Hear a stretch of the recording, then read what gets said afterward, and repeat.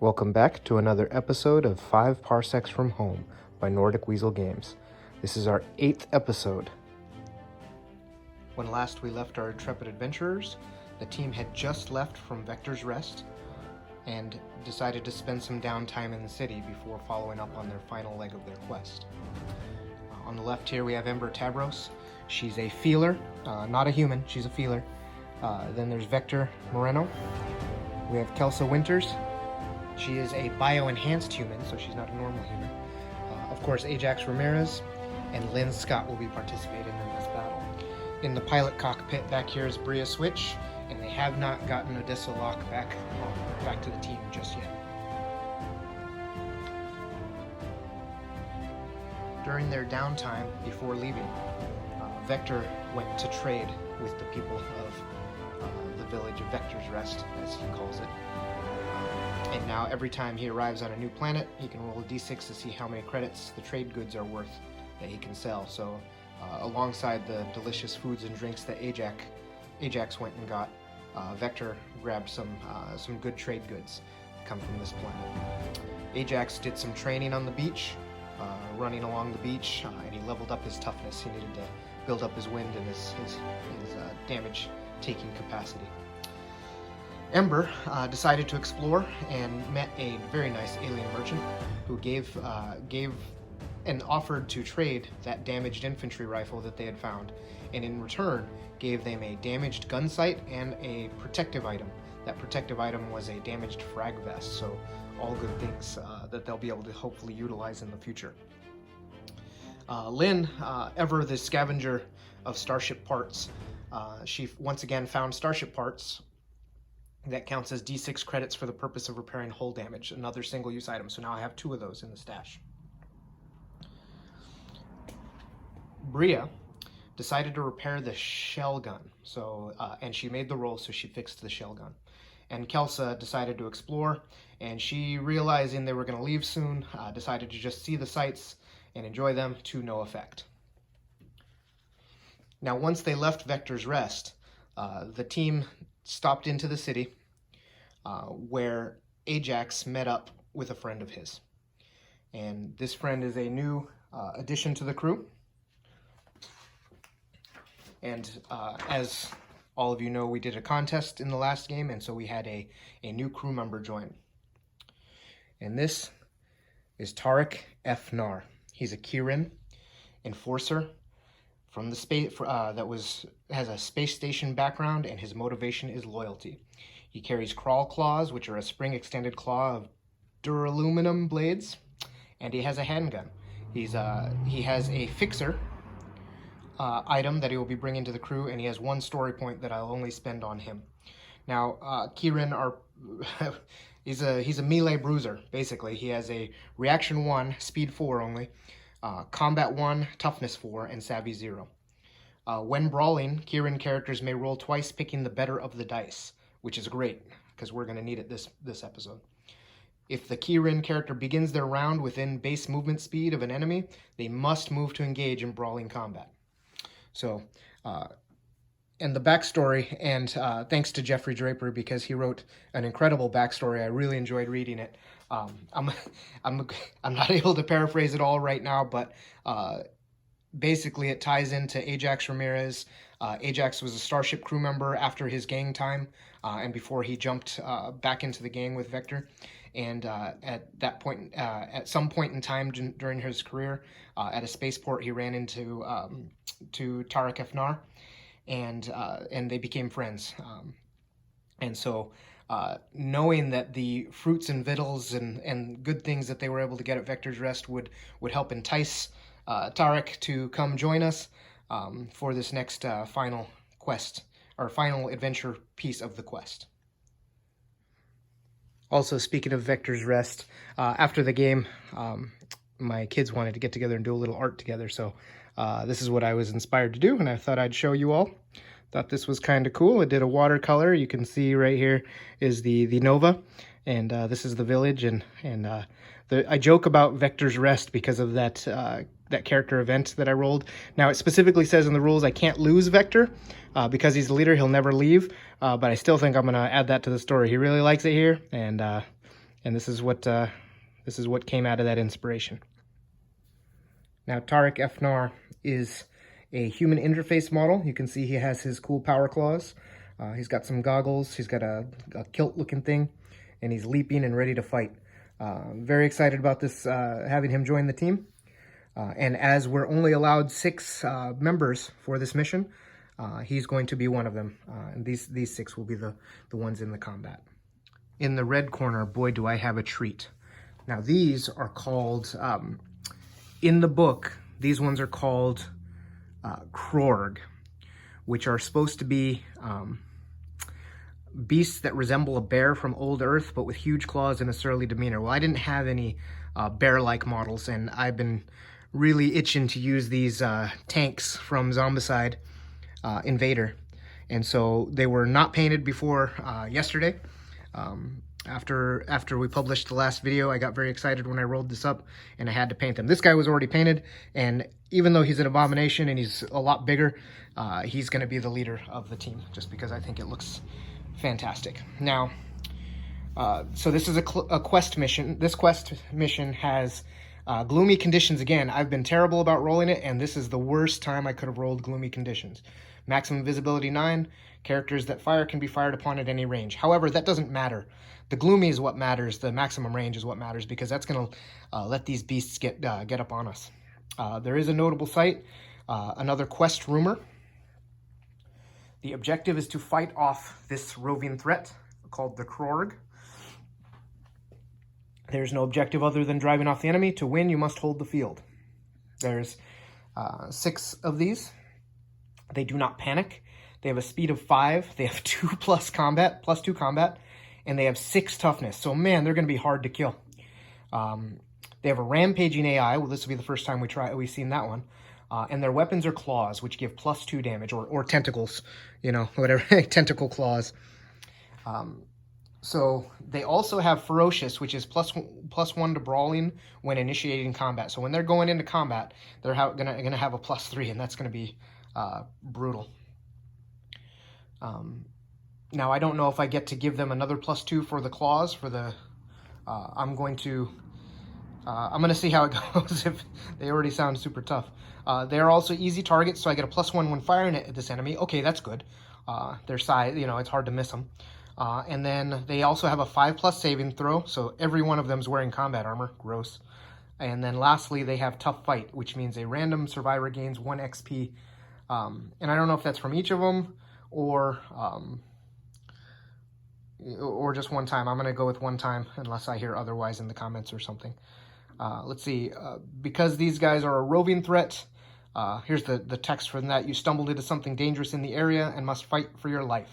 Any valuables found will typically be remnants of some unlucky prior crew found in the vicinity. And that's exactly what's happening here, deep underground in these caverns.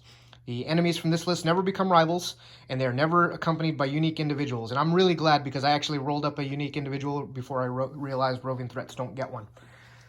So this fight's going to be tough enough. The rampaging enemies move as fast as possible towards the closest opponent and will always attempt to enter brawl. Rampagers with heavy weapons will stand still and fire if inside of a target. Nobody here has ranged weaponry, so that's not going to be a problem. Okay, so this is our starting setup. I actually rolled randomly for where they would the enemy would start. And this actually made sense to me because they start up in there in the top corner. The team here, as you can see, has made it already deep into the tunnels to the research, looks like a research outpost down here. There's a lot of boxes. There's some computers, some little, surveying equipment. And it looks like there's these blue crystals here that seem to be of note, right? There's actually a notable find also, and it's this blue crystal over here, which is a different looking blue crystal. It looks maybe a little more clear, and there'll be more to find out about that. So this is the setup. Over here we have Vector, and he plans on basically, once they got some pings on their trackers, they realize there's a horde of creatures coming, and they're going to try to funnel them into this piece. They know it's dark and gloomy, so it's going to be difficult, and it's going to be a real close range firefight. That's why we have Ajax right up front, Vector right up front, and then Tarek Fnar will be right here to guard his good friend Ajax. Right here we have Kelsa. She's going to be ready to pop up onto those, take a high ground firing position, as will Ember. And now she has a beam on her gun, so she actually has a 12-inch range, so that's kind of cool. Unfortunately, her machine pistol is only 8 inches, but I'm going to go ahead and say for this, because it just makes sense, any creature that she targets this round can also be targeted by everybody else at 12 inches. I just think that's kind of cool and thematic and fair. And then Lynn Scott is here. She's going to, she has her shell gun now, and she has her blast rifle. She has 2 weapons. She's lugging around 2 big weapons, and she's going to try to kind of maybe get in that spot there and also do some damage. Okay, so we're going to go ahead and take these guys all off and get ready for round 1. Now, I forgot to seize the initiative last time, so I'm going to try to do that here.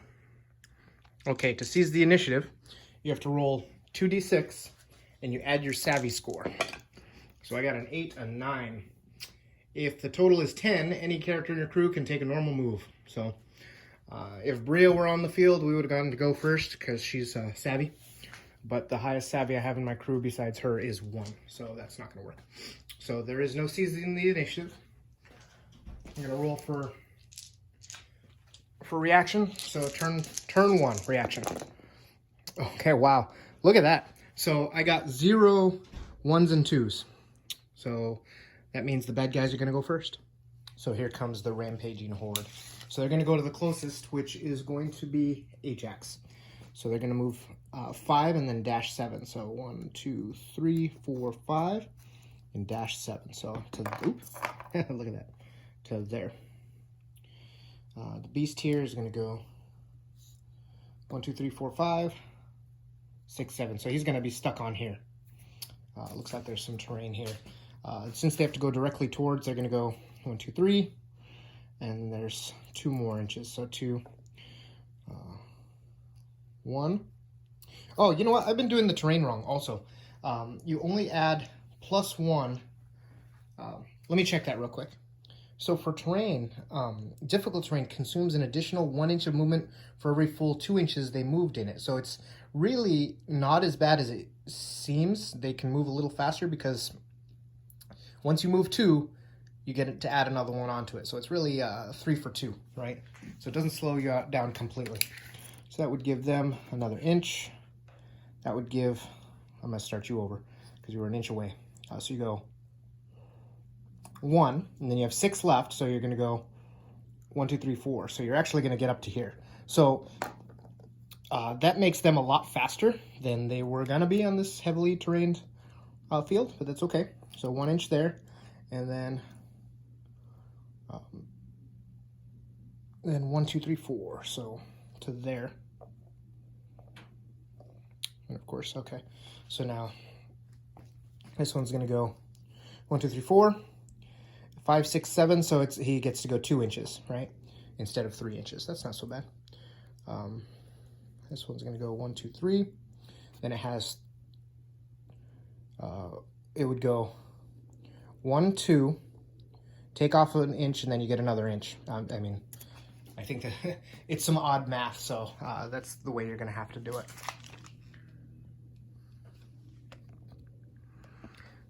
I don't know what you think of the red filter, but I think that's what the aliens are looking through.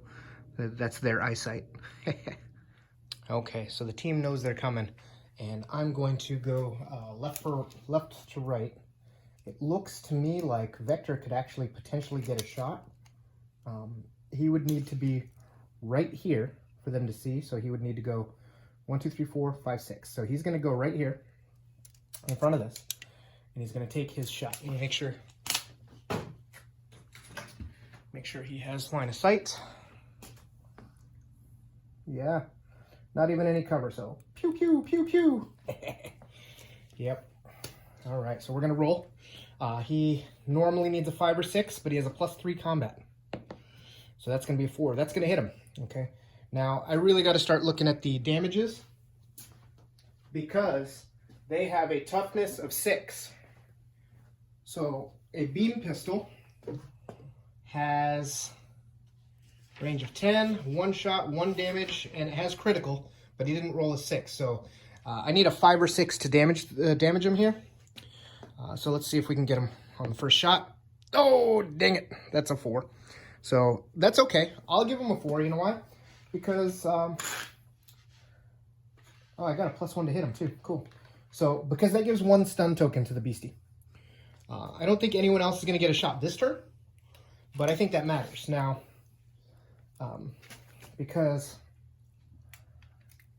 Ajax can now move up here, also see him. You're actually going to move in front of him. Move it in front of Vector to cover him, and then getting another shot, and he's going to shoot his needle rifle. Pew, pew, pew. All right, so he's going to take 2 shots. Not even going to try to shoot the guy behind him because he's probably not going to get to kill him anyways. Okay, so let's roll that where you guys can see it. Okay, oh my goodness. Ajax Ramirez with his double 1s again. Good thing he has that combat visor. And you guys are going to go in the dice of shame pile. The cup of shame. So we're going to roll with these guys now. Okay, a 2 and a 1. Wow. Okay, so they have a 5 or 6. So the funny thing is that 2 actually wins, does hit. Because it normally would be a 5 or 6 with no cover. He has a +2 combat, so 3, 4, 5, or 6. But, however, these Blorg things are large, easy targets, so they get a +1. So that's going to be 1 hit. Now, he's going to need a 6 to take him out. All right. That's what I'm talking about. So, the first one gets taken out. So, Ajax is going to get credit for that first kill, even though, really, come on, that was a team effort. Love to see that. Okay, so now Tarek is going to move up. He's a little nervous because his buddies are a little exposed right there. So he's going to actually, let's see, he only has a 4-inch movement. So he's only going to go to here, and he's going to make himself the target by going actually back to here. So he's gonna make himself the closest, and he's calling him out. He's doing like a Kieran, war dance, like, he's ready to fight. He sees this horde coming down, and he's ready to go. All right, so let's see what happens next. So we're not going to have any other shots, so we're going to prepare for the next turn now. Okay, so now we're going to have a little bit of a, let's see, these ladies are going to get to go, so they get to go, she's going to go straight up, 2 inches, 3 inches, 4 inches, 5 inches to the top. So she can actually almost see everybody. So she's ready there with her beam flashlight, looking over the battlefield, saying, I see them coming, and I will paint the target for you once they get into range. And then that means, let's see, Kelsa, I don't know what Kelsa's movement is. I got to check the sheet. Kelsa's movement is 5. Okay, so she is going to get up here with the firing line and just be ready for next turn. Man, this is already tense. Here they come.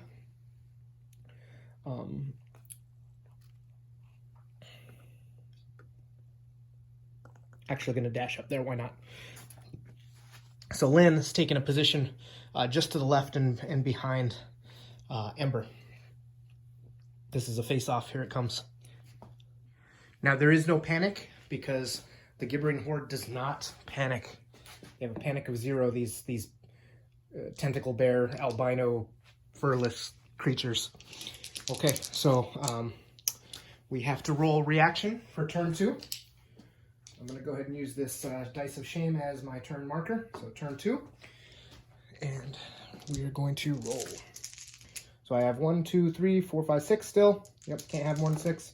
Okay, this is good.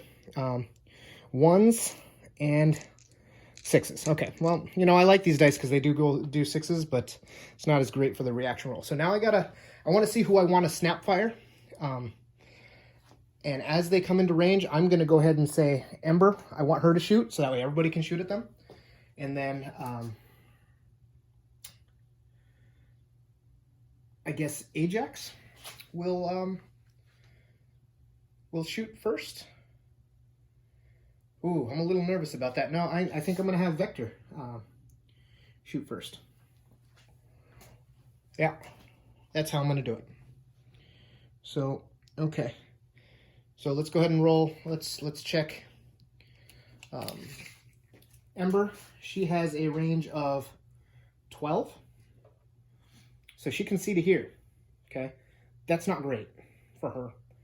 But she can do a snap fire. So she is going to, I'm going to put a little red token on top of hers for a snap fire. So she's going to aim. She's going to post up. She's got her machine pistol ready.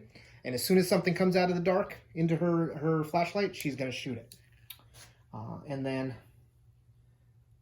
same thing with Vector. He's going to actually move around a little bit to do a little dance here. And he's actually going to be able to see this guy. And this is the boss, right? So we want to start putting some tokens on the boss. If I can get a stun on him, that would be fantastic. He does have range, so what is that? That is a 5. That's going to hit. And a 3 is not going to hurt him. But we will take it and put a stun on him because that is a good thing for him. That slows it down a little bit. Oh, I guess saving throws don't work against stuns. So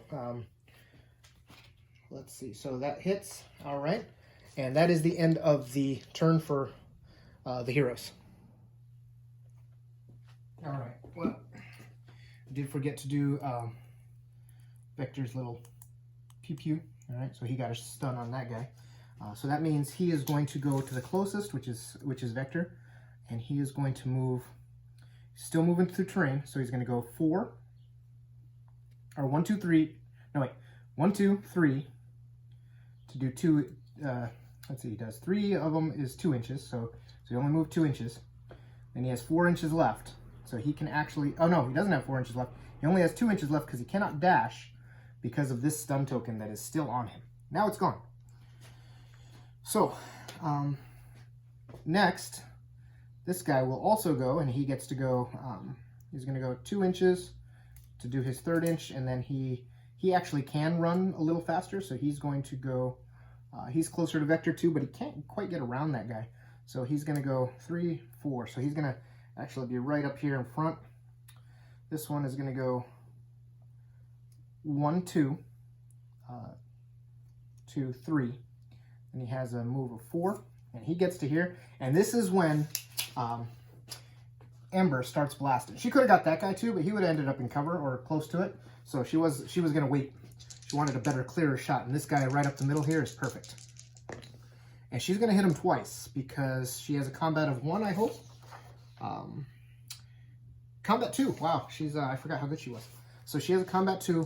So those are effectively 6s. It's going to be 2 hits. And it's going to be 2 2s. So this one's going to get stunned twice.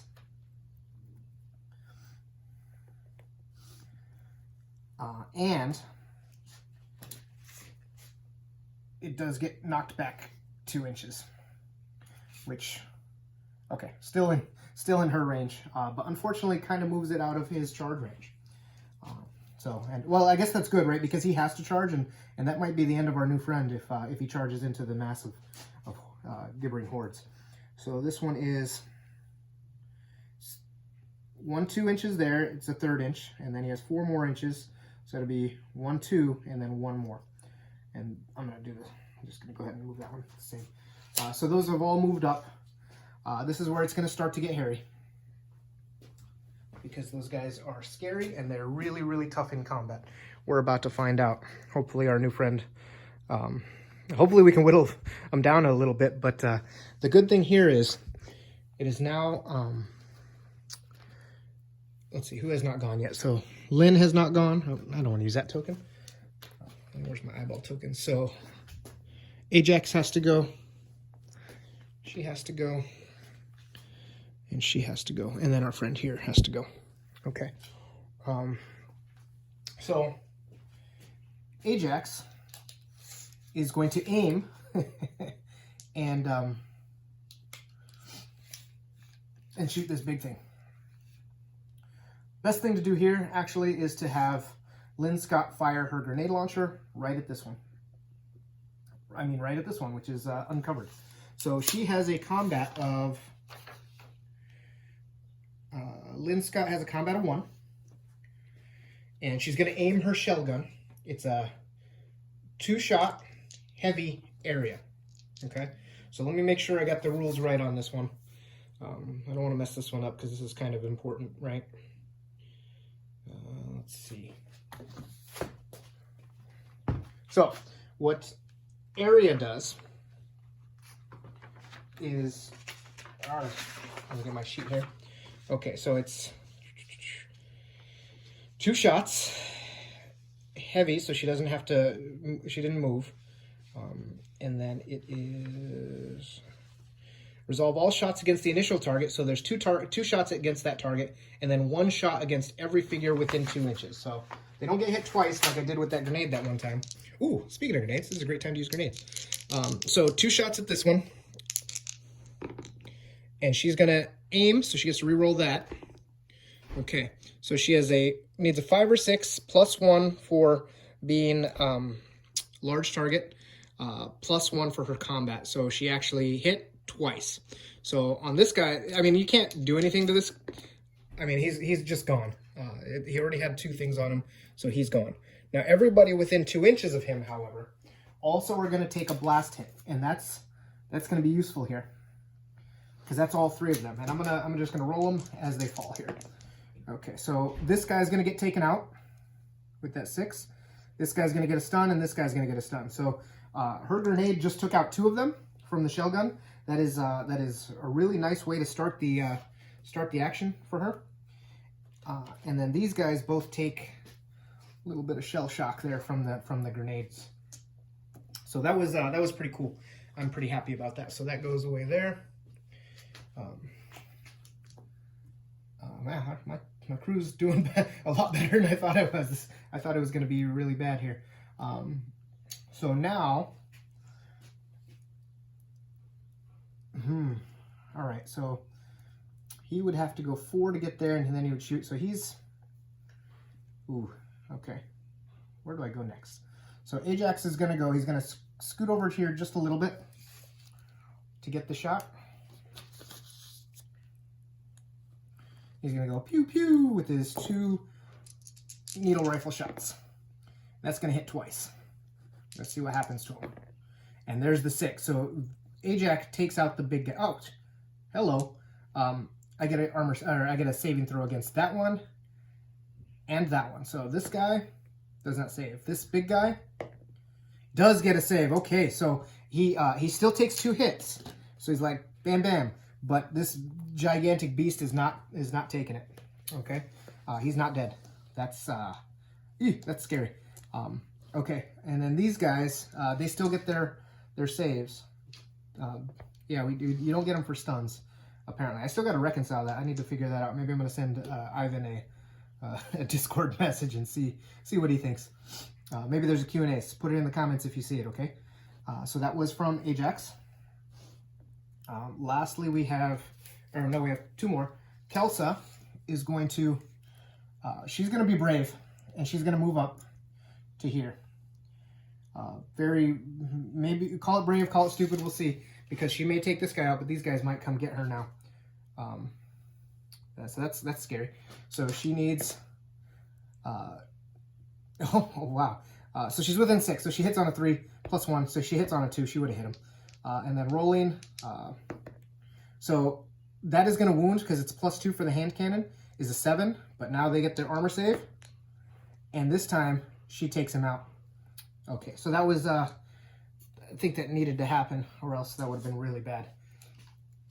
Okay, and then the last thing we have is, Tarek Efnar hasn't got to do anything yet, and he is itching for combat, and he's very loyal and protective of his friends, and his friends over here, but these are all his new friends.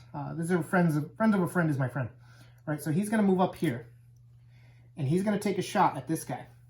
Now he can't get in range for hand-to-hand combat, but that's okay.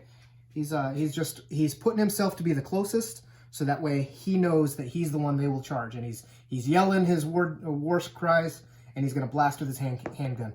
And he's going to hit with his handgun on this one. Not going to kill him, though. So he's just going to do the 1 stun. But that's okay. he moves back a little bit. And I think I did that before from that. Okay. All right. That was a very productive turn. I think my team is getting pretty tough because I was really worried about these guys when I rolled them up. Let's clear the tokens. And it will now be the the next turn. All right, 2 2s. Let's see who has a reaction of 2. I think the only ones to have reactions of 2s are Vector, has a reaction 2. And the other 2 people who have a reaction 2 are not here, so I only get 1. So Vector gets to go first.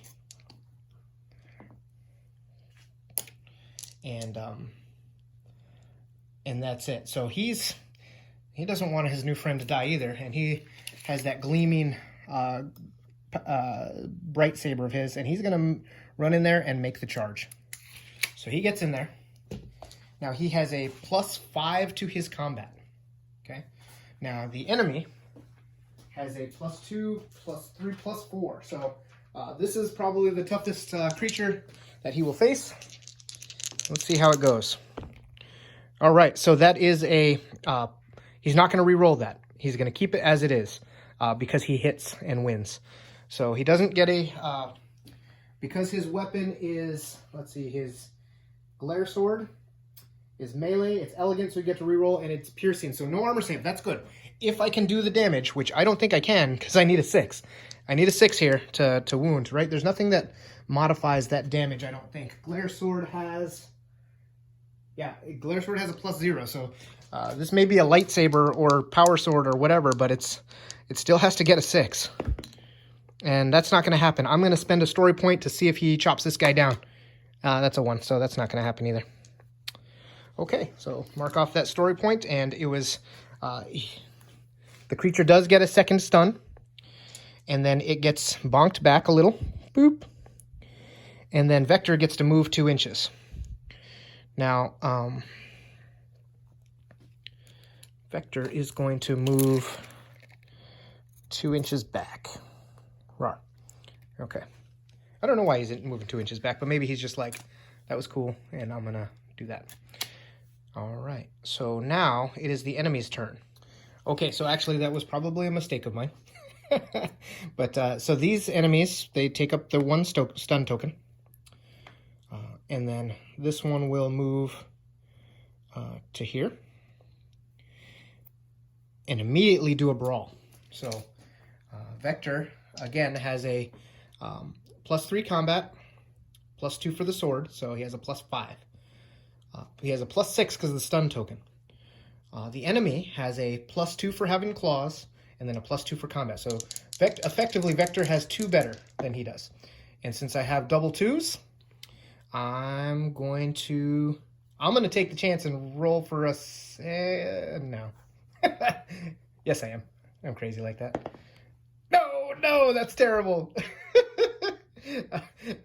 Okay, so what I just did there was I actually hit him. And didn't wound him, so I give him a stun token. But he hits me.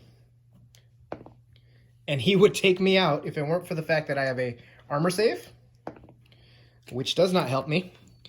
But I have a luck point, so I'm going to roll D4 and get the heck out of dodge. So he is so Vector has no more luck, and he that beast was a little tougher. But that's the end of that one's turn. But now this one's closer to Tarek Fnar, and oh boy, it is. Just out of range. So it is in his face, and they are ready to... Okay, so here's the epic clash. They're ready to brawl. Okay, so the Kirin, Tarek Fnar heroically charges in to face this gigantic beast. He rolls 2 dice and picks the best because that's their special ability. And we're going to roll... Oh, wow. Okay, so he's going to hit him twice. I think you still keep that 1. I'm not sure. Again, I always play what's the worst thing that can happen, and so I'm going to play it. But he gets the hit, and they take a hit. So the beast takes 2 hits from him, and he has a Power Claw. A Power Claw does 3 damage. Oh, okay. So Power Claw is clumsy, so it's a -1 to that. So he has a 4 + 1 combat is 5. 6, 7 for having a Power Claw versus 2, 3. So he clearly wins this one. Now he has a +3 damage, so he needs a 3, 4, 5, or 6 to kill him. There we go. So this is going to take him out. This is a cockeyed. That would also take him out, and he gets 2 armor saves from this Power Claw. Neither of them help. So he heroically leaps off of that crate. You know, does a little bit of his people's martial arts and just you know, kicks the crap out of the thing. However, he also takes a wound, or he takes a hit. So he's going to. That's going to do it for him. However, I'm going to roll a story point to see. Okay, so he took his story point. It still has a 2. Oh, that's still going to take him down. So he went down. They went down fighting together. Very heroic. But he's gonna be injured. That's unfortunate because that was pretty brave and a great roll. I should have taken the story point to reroll that 1. That's what I should have done. But now the rest of the team can try to finish off this guy here. So Ajax can take 2 shots, and he's going to hit twice, and he's going to put 2 stuns on him, taking him out. And that is the ball game. Unfortunately, the only person that went down with injury was our heroic new friend, Tarek Efnar. So for the post-battle sequence, we don't have to resolve the rival status. We don't resolve patron status. We determine the quest progress. This is the end of the quest. So we actually, not only do we have a rumor from the item that we found, which was those blue crystals. They're the nefarious looking. Wonder what those are up to. So we get 1 rumor. Let me write that down real quickly. And then not only do we get a rumor, you also get paid. So loot bounty or something, right? You finish the final mission quest. You roll a die twice, pick the better score, add +1 to the total. So I take that 6 right there. And so I get 7 credits for this, the end of this quest. I don't know why. Maybe some of these crystals have some value, and that's why. Let's see. Battlefield finds, held the field, so I will roll a battlefield find. And we are going to roll a D100. Okay, D100. So we found some 36, which is a starship part. Wow. I keep finding starship parts. I don't think I'm going to use them on this starship. I might get a better starship. I might put together one with all this stuff I get. So it's redeemable as equivalent to 2 credits when installing starship components. It's 2 credits worth. Okay, I'll take it. Let's see. Then we gather the loot. If you finish the final stage of quest, which we just did, we roll 3 times. And then we do injuries, which is what I'm worried about here. So let's go do the loots. Page 131. I think I'm getting used to being irritated about the loot being so far down. All right, so first roll is a 44. So that is damaged gear. Okay, roll twice on the gear subtable. So gear. So we got a gun mod, 18, and a gun sight. So gun mod and sight. And both are damaged. Okay, that is roll number 1. Loot roll number 2. Maybe in some of those crates, you know, there was the survey team from before that got destroyed by these creatures with some of their stuff. So a 24 is a weapon. Roll once on the weapons category. All right. A double-aught. Cool. Not cool. Grenades. Arg. Okay. Man, hate when you waste a good roll like that. And 59. 3 more frag grenades. Okay, I'll take them. I like frag grenades. I like the crew having them. You know, big groups of mobs. I mean, we only used 1 shell in that game, and it worked out well. So, let's see. And we get 1 last roll, which is a 66. That would be odds and ends. Roll once on the odds and ends table. This is fun. Never done this before. Not so fun. 93 ship items. Where's ship items? Okay, subtable. Okay, this is fun. A genetic reconfiguration kit.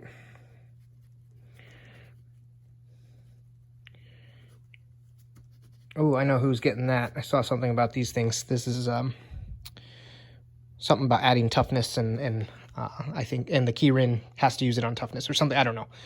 We'll see. But okay, now back up to 121. After all the loots. This is the time we're all waiting for. Let's see what happens to my man, Tarek Efnar. And he rolls a 75, so he is going to be no long-term effect, minor injury. He takes 1 turn in the sick bay, and quite frankly, we made enough monies that I'll probably pay for him to get out of sick bay early, get some surgery done. So glad to see that happen to our new teammate. Actually, I got to see how much upkeep we have. He might have to be stuck in there because I'm over the limit on people. So. All right, so now we're going to do some experience. Vector, let's see, survived and 1, so he gets 3. Ember survived and 1, gets 3. Ajax survived and 1, and it was a character to inflict a casualty, so he gets 4. Lynn Scott gets 3. Odessa gets none. She's not here. Bria Switch is not here. Kelsa Winters gets 3. And Tarek gets, he became a casualty, so he only gets 1. But then everybody gets another +1 because we finished this final stage of the quest. That's fun. So he gets 2. And I do get 1 random one to give out because of the giant beasts, and I think Tarek's going to get that one too because he earned it after that heroic display. So here we have a 4, 5, 6. So Kelsa has 6 experience now. Tarek has 3. Lynn has 5 total now. Ajax has 5 total now. Ember has 5 total now. And Vector has 5 total now. I think I'm going to give everybody, like, reaction. I don't know. No, that's 7. Oh, that's a lot. I could do speed or savvy. I am definitely going to get some more people good on savvy because I like the idea of getting seize the initiative with that. So that's kind of cool. Okay, invest in advanced training. Not going to do that. Did I miss anything? We're at loot and then injuries. Okay. And then we're not going to do advanced training. Not going to purchase any items. I might get a shotgun for Tarek. Actually, shotgun. Yeah, I think I will. Plus. And I'm going to sell something to get him that because I think shotgun's a really nice weapon for our close combat guys to have. Roll for campaign event. So I'm going to roll a D100 on the campaign event. And that's a 45 is going to be equipment malfunction. If there are any items in your stash, a random item is damaged and must be repaired. Heck, everything in my stash is damaged right now. So I rolled campaign is 45 equipment malfunction. Okay, so let's see what I got in my stash. I got all the new things I just got.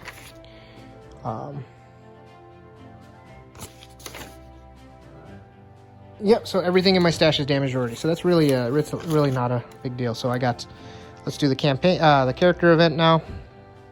1, 2, 3, 4, 5, 6, 7, 8 people on my team. Disregard the 5 for Odessa. So 8. So Tarek gets an event while he's a casualty. Actually, I don't think he gets to do it as a casualty, so I'm going to re-roll that. D6, so 1, 2, 3. Ajax again is going to get a 27. You are not sure you're the same person any longer. Roll on the motivation and change to the motivation. You do not get anything good for it. but if you get an ability score increase, you gain +1 XP for it. And if you roll your same motivation, you get particularly self-assured. Okay, I'll try that. Let's see what happens here. So, page 36, it said. This is a big book, as you can see. Not 36, it's close to there. Motivation table, all right. 22 is now survival. He would get a +1 toughness. And his original thing was loyalty, now it's survival. Maybe he got spooked a little, right? He got spooked by that. That was pretty deadly. Okay, that's interesting. Very cool. And that, my friends, I believe is the end of it. Let me get to the end of the missions. Loot, I think, is the last post-battle activity. Campaign event. Experience, campaign event, yep. That is it. Oh, no. Character event, check for Galactic War progress. This is always fun. So, oh, they're no longer invaded, so Unity was victorious. So I am done there, and I believe that is it. Yep, okay, well, hope you all enjoyed that mission. That seemed like a quick one, but a fast, fun, intense one. And like I said, thank you to Jeffrey Draper for being so quick on writing his cool backstory and giving me those D100 rolls and helping me come up with a cool new character to add to the team. I was glad he did so well in this game, and I'm glad he survived. So everybody, thank you again for watching. I don't really have much to talk about this time. Since I mean, this is a really fast turnaround on another video, but I have a tough work week coming up, and I don't know how much time I'm going to get to do this, so I wanted to do it on my Sunday too. So, all right, everybody, have a great day, and we will see you again soon for campaign game number 9.